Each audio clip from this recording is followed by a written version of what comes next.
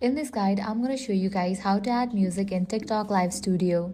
First, launch your TikTok Live Studio and ensure you are logged into your account. Once logged in, open your browser and go to your preferred music platform, such as Spotify, YouTube Music, or any other platform you want to use.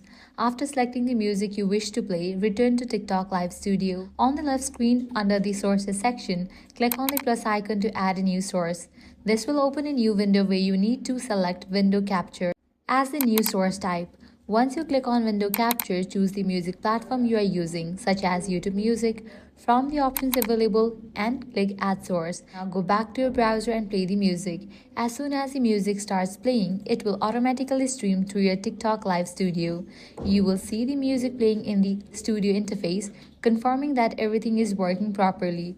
This method ensures that the music you select from your browser will be played live on your TikTok stream. And that's it. This guide was helpful. Do not forget to like, share, and subscribe.